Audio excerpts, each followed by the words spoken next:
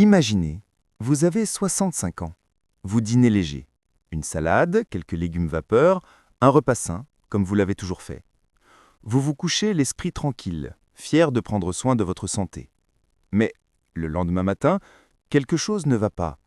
Votre bras gauche est engourdi. Votre parole devient confuse. Vous vous sentez étourdi. Ce n'est pas un cauchemar. C'est peut-être le signe d'un AVC silencieux. Et voici le plus surprenant.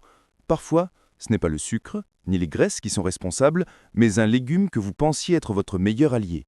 Oui, un légume. Aujourd'hui, nous allons découvrir ensemble 9 légumes courants qui, après 60 ans, peuvent augmenter le risque d'AVC s'ils sont consommés au mauvais moment ou de la mauvaise façon. Restez jusqu'à la fin, car le dernier légume est celui que presque tous les seniors mangent chaque semaine sans se douter du danger. Après 60 ans, notre corps change. Nos reins filtrent plus lentement, nos vaisseaux sanguins deviennent plus rigides, nos besoins en eau et en nutriments évoluent. Autrement dit, ce qui était bon à 40 ans peut devenir risqué à 70. Le secret? Ce n'est pas d'arrêter de manger ces légumes, mais de comprendre comment et quand les consommer. Allons-y pas à pas. Voici les 9 légumes qu'il faut apprendre à apprivoiser après 60 ans. Tu te souviens sans doute de Popeye, ce marin costaud qui retrouvait instantanément sa force après une boîte d'épinards. Eh bien, il avait presque raison. Car oui, les épinards sont un véritable trésor vert. Ils regorgent de fer, de magnésium, de vitamines A, C et K, et surtout d'antioxydants capables de protéger les cellules du stress oxydatif. Bref, sur le papier, c'est un super aliment. Parfait. Mais, passé 60 ans, une petite nuance change tout, et elle est souvent ignorée. Cette nuance, c'est l'oxalate. Une molécule invisible à l'œil nu, mais redoutable quand elle s'accumule. Imagine de minuscules cristaux, si petits qu'on ne les sent pas, mais qui, jour après jour, viennent se coller au calcium présent dans le sang. Ces cristaux forment ensuite de petits dépôts, un peu comme du sable qui s'accumule dans un tuyau d'eau. Et ce tuyau, c'est ton réseau sanguin, tes artères, y compris celles qui alimentent ton cerveau. Résultat, une circulation ralentie, une oxygénation réduite et à la longue, un risque accru de micro-AVC ou de perte de mémoire. Mais attention, il ne s'agit pas d'arrêter les épinards. Il faut les consommer intelligemment. Voici la règle d'or. T. Prends-les plutôt le matin ou le midi. Ton organisme est plus actif et élimine mieux les oxalates. Évite de les combiner avec du calcium, comme le lait, le fromage ou certains compléments de vitamine D. Sinon, tu favorises justement la formation de ces cristaux. Et surtout, bois beaucoup d'eau après ton repas. C'est le moyen le plus simple pour aider ton corps à les éliminer naturellement. Les épinards ne sont pas des ennemis. Ils sont un peu comme une force qu'il faut savoir apprivoiser. Bien consommés, ils soutiennent ton cœur, tes muscles et ton cerveau. Mal dosés, ils peuvent devenir un frein silencieux. Alors retiens ceci. Ce n'est pas ce que tu manges qui compte vraiment, mais comment et quand tu le manges. On l'appelle souvent le roi des légumes verts. Et pour cause, le brocoli est un véritable concentré de vitalité. Riche en fibres, en antioxydants et en vitamine K, il protège les cellules, nettoie les artères et soutient le cerveau. Un bouclier naturel contre le vieillissement. Mais, comme souvent avec les rois, il y a un côté caché à la couronne. La vitamine K, cette même vitamine qu'on vante pour la santé des os, a aussi une autre mission. Elle aide ton sang à coaguler. C'est essentiel. Sans elle, la moindre coupure pourrait devenir un vrai danger. Mais voilà, si tu prends un traitement anticoagulant, comme la warfarine, l'aspirine ou le Plavix, le brocoli peut soudain devenir ton pire ennemi. Non pas parce qu'il est mauvais, mais parce qu'il brouille l'équilibre fragile de ton sang. Le vrai danger, ce n'est pas d'en manger, c'est d'en manger de manière irrégulière. Un jour, tu en manges beaucoup, la semaine suivante, tu n'en manges plus du tout. Et ton corps, lui, ne comprend plus rien. Résultat, ton sang devient tantôt trop fluide, tantôt trop épais. Et il suffit d'un seul déséquilibre, d'un seul repas mal ajusté, pour créer un terrain propice à un caillot, ou pire encore, à un AVC. Alors que faire? La solution est simple, mais cruciale. Régularité. Mange du brocoli, oui, mais toujours dans les mêmes quantités, semaine après semaine. Informe ton médecin si tu en consommes souvent, car il pourra ajuster ton traitement en conséquence. Et souviens-toi, le brocoli n'est pas dangereux, il est puissant. Et comme toute puissance, il faut savoir la maîtriser. La clé, ce n'est pas la privation, c'est la constance. Ton corps aime la stabilité. Offre-la lui, et le brocoli deviendra un allié, pas un risque. Une salade le soir, ça paraît léger, sain, parfait avant d'aller dormir. On se dit, ce n'est que de la laitue, rien de plus naturel. Et pourtant, cette petite feuille verte cache un effet dont on parle rarement. La laitue romaine n'est pas seulement une salade, c'est un diurétique naturel. Autrement dit, elle pousse ton corps à éliminer l'eau. Chez un adulte jeune, ce n'est qu'un détail, mais après 60 ans, le corps ne gère plus l'eau de la même façon. Chaque nuit, le métabolisme ralentit, la circulation devient plus lente, et la perte d'eau, même légère, peut avoir des conséquences. Imagine ton sang comme une rivière. Quand il manque d'eau, il devient plus épais, plus visqueux, et une rivière qui s'épaissit circule moins bien. Résultat, le risque de formation de caillots augmente. Des micro-cailloux qui peuvent, avec le temps, ralentir la circulation cérébrale et fragiliser le cœur. Et tout cela simplement à cause d'une habitude qu'on croyait saine. Une salade le soir avant le coucher. Mais ne te méprends pas, la laitue n'est pas un danger. C'est une question de timing. Le bon moment, c'est le midi. Là, ton corps est actif, ton système rénal fonctionne à plein régime et tu élimines naturellement ce qu'il faut, sans te déshydrater. Et si tu veux vraiment ta salade le soir, accompagne-la toujours d'un grand verre d'eau, un juste simple, mais qui peut littéralement fluidifier ton sang pendant la nuit. La laitue romaine reste une alliée santé, légère, hydratante, pleine de vitamines. Mais comme souvent, c'est la manière dont on la consomme qui fait toute la différence entre un bienfait et un risque. Alors, retiens ceci. Le soir, ton corps a besoin d'eau, pas d'en perdre. Et la santé, parfois, se joue dans des détails aussi simples qu'un horaire de repas. Elles croquent sous la dent, elles sont sucrées, légères et pleines de couleurs. Les carottes crues, c'est un peu le symbole du snack parfait. Naturel, simple, sans graisse, sans cuisson. On se dit, je fais du bien à mon corps. Et pourtant, leur effet n'est pas toujours aussi innocent qu'on le croit. Lorsque tu manges une carotte crue, ton corps la digère très vite, trop vite. Ce croquant que tu aimes tant se transforme en un pic de sucre express dans le sang. Une vraie montée en flèche de la glycémie. Et ce n'est pas tout. Chez une personne de plus de 60 ans, le métabolisme du glucose est plus lent et la régulation du sucre devient plus fragile. Résultat, quelques heures après ce pic, vient la chute. Une baisse brutale du sucre dans le sang, souvent pendant la nuit. Et c'est là que le corps, inquiet, réagit. Pour se défendre, il libère 2 hormones, le cortisol, l'hormone du stress, et l'adrénaline, celle qui prépare ton corps à l'action. Mais ce duo a un effet secondaire. Il resserre les vaisseaux sanguins. Et quand le sang circule plus difficilement, le risque de formation de microcaillots augmente. Ces minuscules obstructions qui, à long terme, peuvent fragiliser le cœur et le cerveau sans qu'on s'en rende compte. Alors, faut-il bannir les carottes? Bien sûr que non. Elles restent une excellente source de bêta-carotène, de vitamine A et d'antioxydants. La clé, c'est le moment et la combinaison. Mange-les plutôt le matin ou le midi, quand ton corps a toute la journée pour réguler le sucre. Et surtout, associe-les à des protéines ou à de bonnes graisses, du houmous, des noix ou un peu de yaourt. Ce simple mélange ralentit la digestion du sucre et évite les variations brutales de glycémie. Les carottes crues ne sont pas dangereuses, mais comme souvent, c'est le temps et l'équilibre qui font toute la différence. Bien consommées, elles nourrissent la vue, la peau et le cœur. Mal choisies, elles peuvent troubler ton sommeil et ton sang. S'il y a bien un aliment que nos grands-parents considéraient comme un remède miracle, c'est l'ail. Un ingrédient simple, mais presque magique. Depuis des siècles, on lui prête 1000 vertus. Il renforce l'immunité, protège le cœur, abaisse la tension et purifie le sang.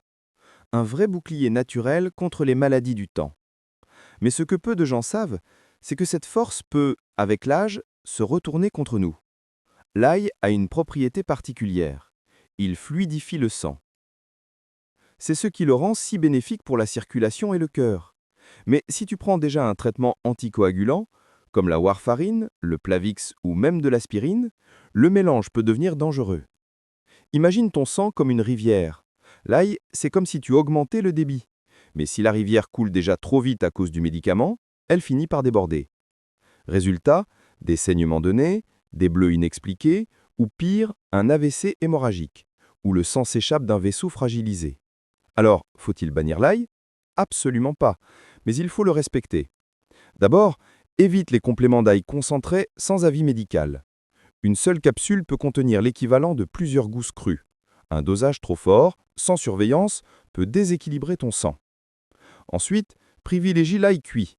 La chaleur adoucit son effet fluidifiant tout en conservant une grande partie de ses bienfaits. Tu peux l'ajouter à tes plats, à tes soupes, à tes légumes. Ainsi, il reste un allié, pas un risque. L'ail, c'est un trésor naturel. Mais après 60 ans, il doit être considéré comme ce qu'il est vraiment, un médicament végétal. Et comme tout médicament, il demande de la mesure, de la constance et du respect. C'est un aliment simple, humble, présent dans presque toutes les cuisines du monde, l'oignon. Il parfume les plats, il relève les saveurs, et il est souvent considéré comme le secret santé des recettes maison. Et à juste titre, l'oignon est riche en quercétine, un antioxydant naturel qui aide à faire baisser la tension artérielle et à protéger les vaisseaux sanguins. Mais après 60 ans, ce bienfait peut, dans certains cas, se transformer en déséquilibre. Si tu prends déjà un médicament pour la tension, l'association avec la quercétine de l'oignon peut faire chuter la pression trop bas. Et quand la tension baisse soudainement, le sang circule moins bien dans le cerveau. Résultat, des étourdissements, une fatigue inhabituelle, des moments de confusion ou de flottement, et parfois même, sans qu'on s'en rende compte, des mini-AVC silencieux. Ces petits incidents qui ne se voient pas, mais qui, à la longue, laissent des traces dans la mémoire et l'équilibre. Alors, comment profiter de l'oignon sans en subir les effets secondaires? Mange-le cuit plutôt que cru. La cuisson adoucit la quercétine et rend l'effet sur la tension plus stable. Et surtout, évite-le le soir. La nuit, ton corps ralentit, ta pression baisse naturellement, et un oignon cru à ce moment-là peut accentuer ce phénomène. L'oignon reste un aliment merveilleux. Il soutient le cœur, renforce le système immunitaire et donne de la vie à chaque plat. Mais comme pour tout remède naturel, c'est la dose et le moment qui font la différence entre un bienfait et un risque. Alors souviens-toi, un peu d'oignon, c'est de la saveur et de la santé. Trop, au mauvais moment, c'est un risque inutile. Le maïs, c'est la douceur des repas d'enfance. Le goût sucré des épis grillés en été, ou celui des grains dorés dans une salade. Un aliment qui évoque la chaleur, la simplicité et le confort. Mais derrière cette image tendre, le maïs cache une réalité nutritionnelle qu'on oublie souvent. Ce n'est pas un légume, c'est un féculent. Et qui dit féculent, dit sucre rapide. Lorsqu'on en mange, le maïs se transforme vite en glucose. Le taux de sucre dans le sang grimpe en flèche, puis redescend tout aussi brutalement. Chez les plus jeunes, le corps compense facilement. Mais après 60 ans, ces variations sont plus dangereuses. Elles forcent le pancréas, épuisent l'énergie et surtout stimulent la production de cortisol, l'hormone du stress. Et le cortisol, combiné à ces chutes de glycémie, resserre les vaisseaux sanguins. Peu à peu, cela crée un terrain favorable à la formation de microcaillots, de minuscules bouchons qui gênent la circulation et qui, à long terme, fragilisent le cœur et le cerveau. Tout ça à cause d'un aliment qu'on croyait léger. Mais bonne nouvelle, le maïs peut rester dans ton assiette à condition de bien le consommer. Mange-le en petites portions et toujours accompagné de protéines, comme du poisson, du poulet ou des œufs, ou de graisses saines, comme l'huile d'olive, l'avocat ou les noix. Cela ralentit la montée du sucre dans le sang. Évite-le le soir, car ton métabolisme est plus lent et la glycémie plus instable. Et surtout, choisis du maïs frais, plutôt que du maïs en boîte ou en flocons, souvent trop sucré ou transformé. Le maïs n'est pas un ennemi. Il suffit juste de se rappeler qu'il appartient plus à la famille du pain qu'à celle des légumes. Savoure-le avec mesure, équilibre et conscience. Et il restera ce qu'il a toujours été, un petit plaisir doré, mais sans danger pour ton cœur. Élégante, longue, délicate, l'asperge évoque immédiatement le raffinement et la légèreté. Mais derrière cette image de gourmet se cache un effet discret mais puissant. L'asperge est un diurétique naturel. Autrement dit, elle pousse le corps à éliminer l'eau. Pendant la journée, c'est un atout. Elle aide à dégonfler, à nettoyer le système. Mais le soir, c'est une autre histoire. Imagine ton corps la nuit. Le métabolisme ralentit, la circulation diminue, et le sang a naturellement tendance à s'épaissir. Si tu ajoutes un aliment qui fait perdre encore plus d'eau, comme l'asperge crue ou cuite le soir, le sang devient plus épais, la circulation plus lente, et le cerveau reçoit moins d'oxygène. Petit à petit, ces nuits peuvent créer un terrain propice aux micro-caillots, aux étourdissements et à une fatigue silencieuse que l'on ne comprend pas toujours. Alors comment profiter des asperges sans risque ? Mange-les plutôt le midi. Ton corps est actif et l'élimination de l'eau se fait naturellement, sans stress pour la nuit. Associe-les à des aliments hydratants, comme le concombre ou le melon. L'eau contenue dans ces aliments compense la perte d'humidité et aide ton sang à rester fluide. Et surtout, bois suffisamment pendant et après le repas. Un geste simple, mais qui fait toute la différence pour la circulation et le cerveau. L'asperge n'est pas dangereuse. Elle reste une alliée santé, légère, nutritive et délicieuse. Mais comme souvent avec les diurétiques naturels, c'est le moment et l'accompagnement qui déterminent si elle sera bénéfique ou risquée. Midi, eau, hydratation, et ton corps te remerciera pendant la nuit. Rouge, juteuse, savoureuse, la tomate est souvent perçue comme l'incarnation de la cuisine saine. Salade, sauce, soupe, elle est partout. Mais, après 60 ans, cet aliment si familier peut devenir un petit piège silencieux. La tomate contient des histamines et des tyramines, deux molécules qui influencent directement les vaisseaux sanguins. Elles peuvent dilater ou contracter les artères de manière imprévisible et créer des fluctuations de circulation dont le cerveau et le cœur se passeraient bien. Et ce n'est pas tout. Son acidité naturelle peut déséquilibrer des minéraux essentiels, comme le calcium et le magnésium. Ces minéraux jouent un rôle clé pour la santé du cœur et la transmission nerveuse. Un déséquilibre répété peut fatiguer le système cardiovasculaire et fragiliser la mémoire. Alors, faut-il bannir la tomate ? Absolument pas, mais il faut savoir la consommer intelligemment. Préférez-la cuite. La cuisson adoucit son acidité, facilite la digestion et augmente la concentration en lycopène, un antioxydant puissant qui protège le cœur et le cerveau. Évitez les plats à base de tomates avant le coucher. La nuit, votre métabolisme ralentit et l'acidité ou les variations des vaisseaux peuvent perturber le sommeil et la circulation.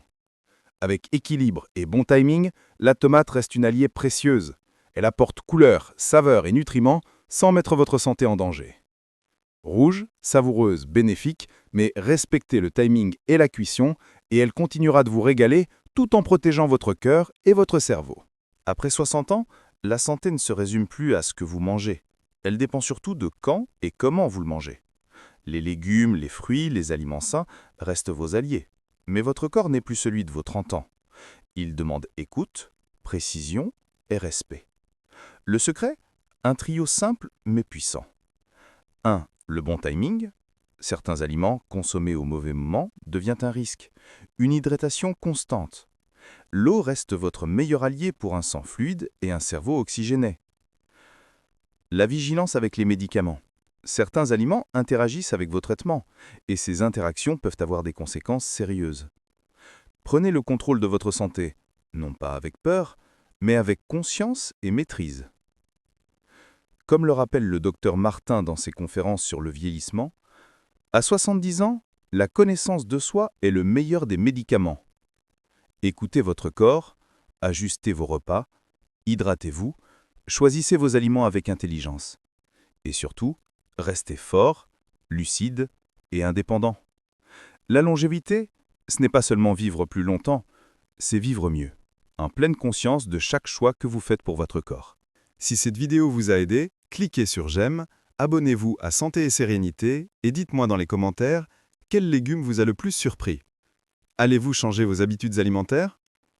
Votre expérience peut aider d'autres seniors à éviter un danger silencieux. Restez curieux, restez vital et surtout, prenez soin de vous. Parenthèse ouverte, fermée, Astérix et Cœur Vert.